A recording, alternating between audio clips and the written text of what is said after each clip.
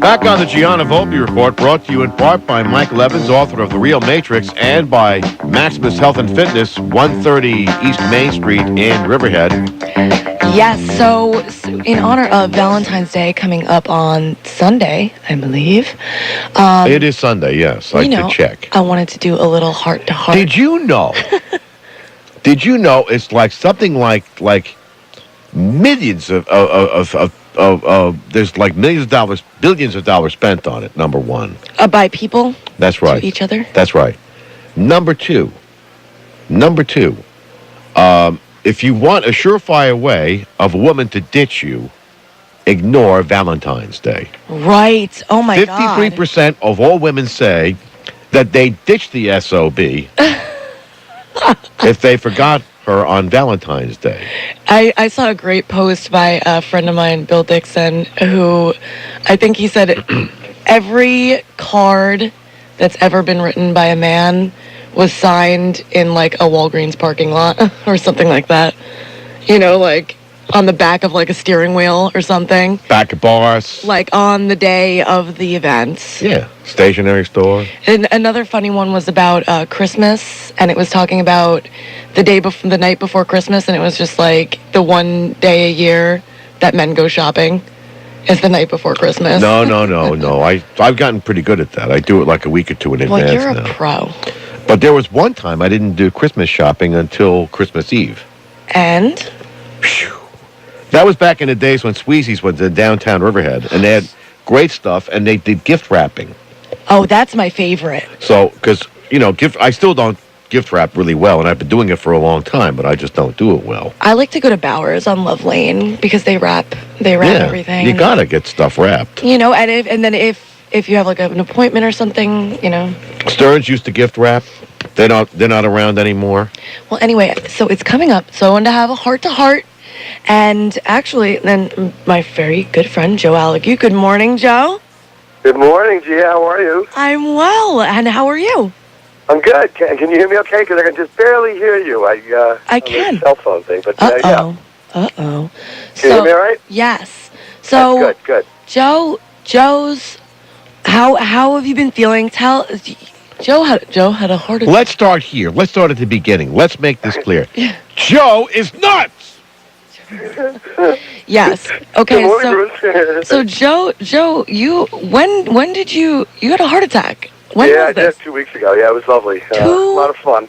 2 weeks ago, this man had a heart attack, and he is playing guitar this weekend on the North Fork. Am I wrong? Yeah, my son and I. Yes, we're playing it for Valentine's Day. We're doing it the night before, Saturday night, at Pace's Dockside, which is Pace's Steakhouse restaurant, over in Mattituck at the old Matamar Marina. It's now Strong's Marina up on the harbor there in Mattituck Harbor. Yes. And a beautiful place, great location, wonderful people, and it'll be just Corey and myself without the whole band. It's, okay. It's more of a mellow night, yeah. Well, that's cute, though, like a... And there will be, I'm guessing there will be dancing and sweethearts? Oh, it'll be everything, yes. They have a lot of specials that night to promote it as well, food specials, and they do a filet mignon hamburger, which is normally $20. They're doing it for $10 and that sort of stuff. And then, other kinds of specials throughout the evening, too. So it'll be a lovely time. Very, very, very nice place. Beautiful atmosphere, beautiful view. John, excuse me, Joe. Pardon. Let me just before you go on. I want a $10. Close your mouth. You kind of catch flies. Her mouth is a game show. Burger for when $10. You talk about the filet mignon burger for $10, I mean the kid's like her jaw dropped.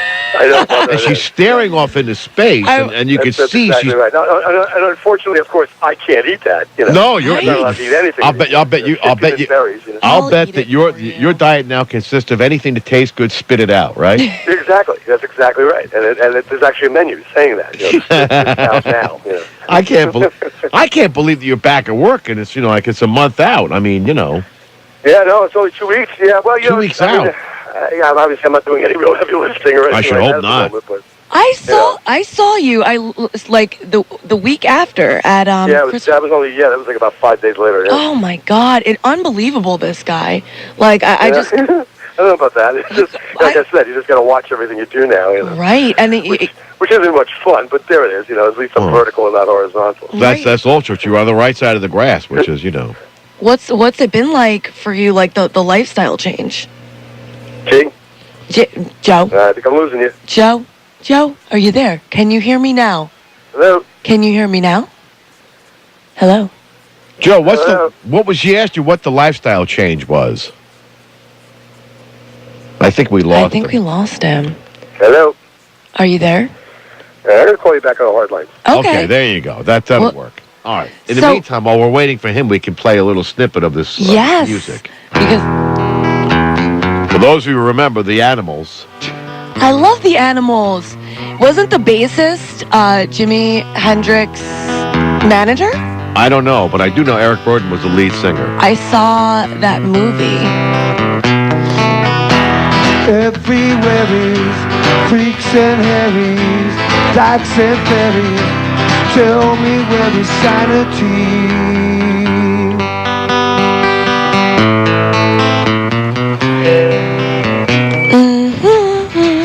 So we got him back, I do believe. There you go. How you doing? Hi, Joe.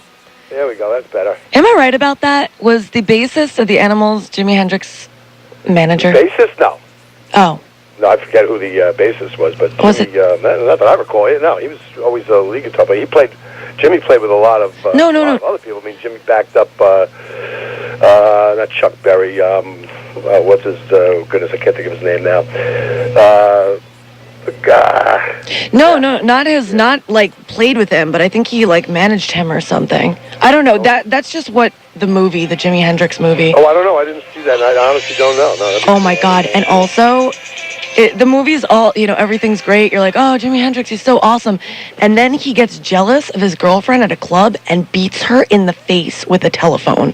Lovely. And like viciously. And we're speaking ill of the dead. He's not exactly here to defend himself. I'm just, you're right. I'm sorry, Jimmy. Well, you remember the saying, right? Of course, Wavy Gravy coined it. If you remember the 60s, then you weren't there. Yeah. That's number one. That's right. And number two, Wavy Gravy, by the way, was a term made popular. And that's why I think the artist took it by a disc jockey in Cleveland, Ohio. What does it mean? Named Pete Myers, who was on the air as Mad Daddy in the late 50s. I really like it. Like, what is the one that took the term from him and made that popular? I think so, yeah. That's very cool, yeah. But Mad Daddy. Of course, if you remember it, that's. He referred to Well, I was born in the mid 50s, so I was around. So are you going to explain it to me? What does Wavy Gravy mean?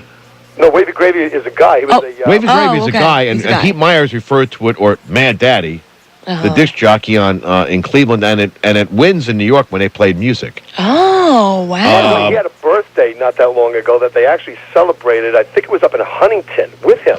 Really? And, like all these, hippies / rockers, slash, yippies, whatever. Yeah, real basically hippies from the 60s were there up there in, I forget what club it was, up in Huntington. Not that long ago. Celebrated his, 75th or something like that birthday. Wow.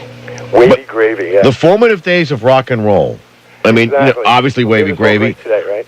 The stuff that passes for music today, let's be honest about it.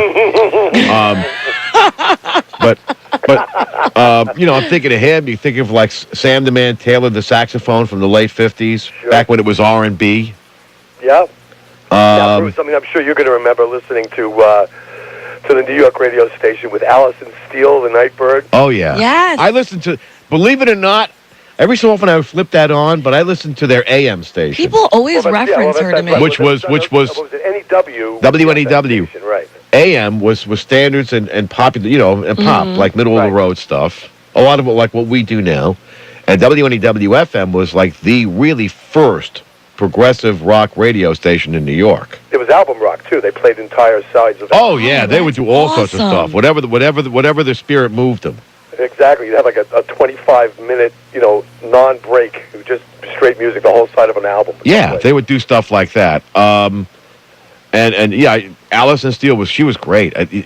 And what a just a gifted radio personality. She was great. She had the sexiest lady. In fact, I think I told Gia that. She reminded me of her. You did. You told me on. You have that on-air kind of sound to you, which is like slightly, smoky, whiskey, but not, over the top. You know what I mean? Yeah. Stop it. Radio voice, He told me that. You told me that on Halloween, I think. It could be, yeah. You seem to have like the. It just hit me again. That's right. Yeah. You've got like the Paces holiday spot. There you go. So we're going to be there Saturday night and playing, straight ahead rock. Kind of, I guess it's mostly British rock is really what I oriented towards. Yeah. Speaking of which, are you gonna close it down again? I want to see you get taken away in cuffs like the Beatles. You remember that happened on Halloween too, right? Yeah. Yes. I know. I seem to have that effect when we're outside. Yeah. But actually, most of the time, the local police just come down and they hang out for a while and go, "Yeah, man, good," and then, just turn it down a little bit. Yeah. Generally speaking, they're really wonderful. Actually, they're really cool people. Southwold PD. There's always some jerk out there who's going to complain. There's no way around that. You know. They're just jealous, Joe. They're just jealous. That's it. They're Stop just laughing. jealous. I'm just thinking to myself. Only out here could you get in trouble for playing rock and roll music. I mean, really, That's a fact, exactly right. Yeah. Pardon me. I'm waiting for somebody to break a record, and do it as a radio commercial again or a TV commercial. Well, I've been playing out here for over 30 years. I mean, I actually opened up Claudio's. We were the first musicians there for the first 3 years that they were open. In fact, on the bar out in the water. Oh yeah. Restaurant, of course, that's been here 130 years. But yeah, and we used to get complaints. And back then I was playing just solo. I mean, just me and one guitar out on the dock there. And you're talking about low, and it was all folk music back then. I wasn't playing rock; it was more folky stuff like James Taylor and that kind of stuff. And we still get complaints from Shelter Island and other areas up in like Orient. Like, what are you kidding me?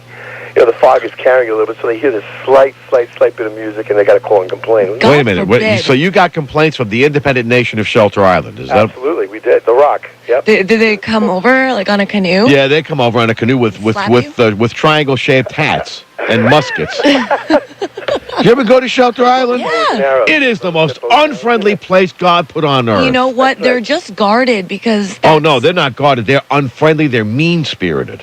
They're not nice people. Are not. I started my career out there. I was there once. Joe, I was there once. It cured me. I never want to go back there ever again. Once. Just once. Just once. I learned my lesson. Never, ever, ever, ever again. You know what used to scare me? So funny. People used to say, don't miss. I used to play over there, too. And, really? I stopped because it was just a real kind of a pain in the neck to get over to play. You'd have to leave, hours and hours in advance because you got to wait for the ferry line in the middle of the height of the season. So it would take you forever to get to the job, and and then you finally sit up and play, and it's time to go already. And then there's the added cost. I stopped doing that, but we had a good time, though. We had fun over there. I like it. Except it scares me. I enjoyed it. Has anyone ever... Now and again, go over just to do a little bit something different. Because it is like you say, it's like going to another nation. It truly is. It really is. And they look at you like if you go to buy something in a store... They want to know who you are. They want to know who you are, where you're from. You're right. They want your birth certificate. They want to know your connection to the island. Proof of residency. It's just like... price differential, of course. It's like to Italy if you don't speak Italian. Yeah. Exactly. It's just... Yeah, it's just a local... It's bad enough when I first blew into Sag Harbor in the 70s that this guy, I was buying a newspaper, and I think that giveaway, and you'd appreciate this, Joe, was asking this guy, do you have a copy of the New York Post? And this old guy, George Finkenor Sr., looks up. It's very slowly, and he says, "What are you doing here, boy?" What are you doing here, boy? He didn't ask you if you had a nice set of teeth, did he? No, he's just like, "What are you doing here, boy?" I work at the radio station around the corner. Oh, okay. Well, that sums it all up for him. I love Sag Harbor. Well, you know what they say about the Post, right? I mean, that's the paper for poets and drunks, Oh, yeah. Well, listen. What newspaper has ever come up with a better headline than Headless Body and Topless Bar? There you go. Exactly. They I mean, really. They truly are. Yeah, they must have like a huge team of people that do nothing but think up great headlines, and then they put them aside with little cues just so they can use them later. Yeah. Anyway, The incident hasn't happened yet, but they know it will. so now you're playing at Paces, right, over the weekend? Yeah, Paces on Saturday night. Yeah, Paces dockside. To ring in the Valentine's Day holiday. That's right, exactly. And happy Valentine's Day, sweetheart. Oh, and also happy Singles Awareness to everyone out there. There you are.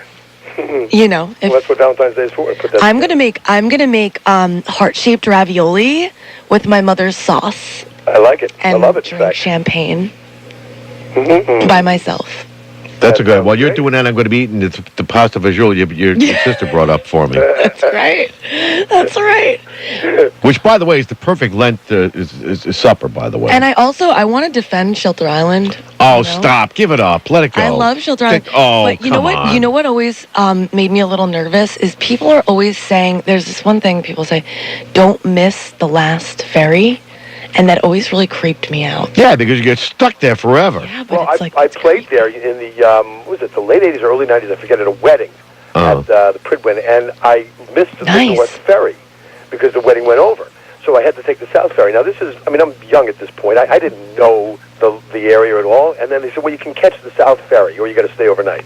I'm like, well, okay. So I kept the South Ferry. I had no idea where I was, and it's pitch black over there. Oh, I had yeah. to spend, I don't know, an hour and a half just trying to get my way out of there. Right. You know, it took me like, I don't know, 3 hours to get home, and I lived on the North Fork. It was Yeah, and so you had to go. You ended up in North Haven. Yeah. But I didn't know where I was at the Yeah, time. I don't blame you. Listen. 30 years ago, I had no idea Yeah, where I was. and there are still no streetlights up there. it's No, there's no GPS. so or anything. dark. I had a Hagstrom that I couldn't read because it was pitch black. See? Joe, thank you so much for coming back on the show. No, And my pleasure. thank you for having me. thank you even more for pulling out like a champ and, you know, staying with us. And you better take care of yourself. Of course, I it was will a come pleasure, over honey. there. Thank you so much, Bruce. Thank you again very much, both of you. Gia, I hope I see you Saturday, all right? I'll close after I close up shop at Michelangelo's. I'll be there. See you then, hon. Thanks All so right. much, guys. You have a great day, and happy Valentine's Day.